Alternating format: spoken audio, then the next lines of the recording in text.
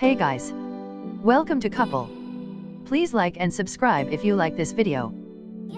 President Donald Trump's national security advisors spent months trying to convince him to sign off on a plan to supply new U.S. weapons to Ukraine to aid in the country's fight against Russian-backed separatists, according to multiple senior administration officials.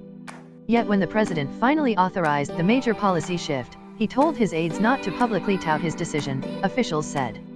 Doing so, Trump argued, might agitate Russian President Vladimir Putin, according to the officials. He doesn't want us to bring it up, one White House official said. It is not something he wants to talk about. The White House declined to comment.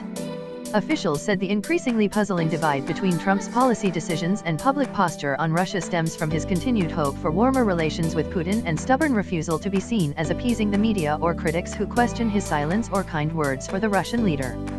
Critics have suggested that Trump's soft approach to Putin has nefarious roots that are somehow entwined with Russia's interference in the 2016 election and the federal investigation into whether the president's campaign colluded in that effort, something the president has repeatedly denied.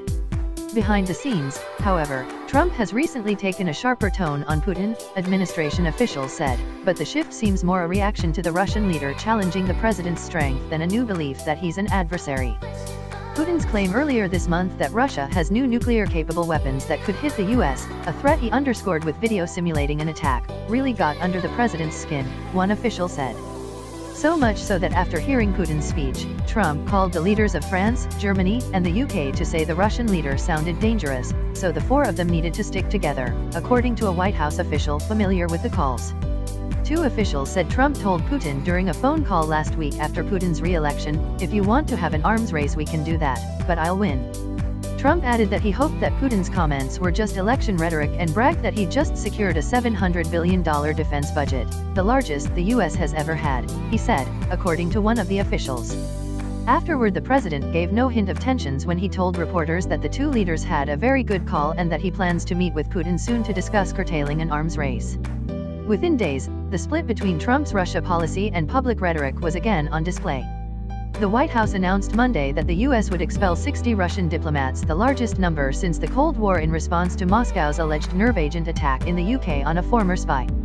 It was the brashest U.S. brushback of Russia since Trump took office, yet the president didn't comment on it. And he insisted the White House's message include the idea that he still wants to work with Russia.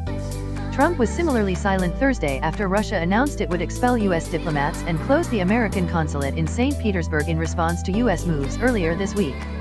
"If you want to have an arms race we can do that, but I'll win. If you want to have an arms race we can do that, but I'll win." A now familiar back and forth also played out behind the scenes over Trump's decision 2 weeks ago to levy new sanctions against Russia in response to Moscow's 2016 election meddling and costly worldwide cyber attack last year. One official involved in the discussion said Trump pushed back on the sanctions proposals by saying Russia's meddling didn't affect the election, but began to relent after Putin's boast about nuclear weapons.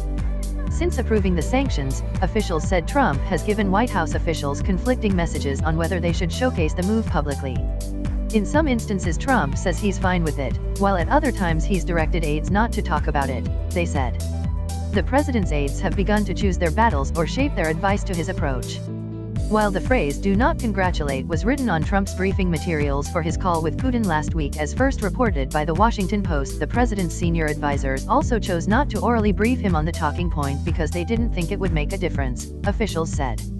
"He'd say what he wants anyway," one official said.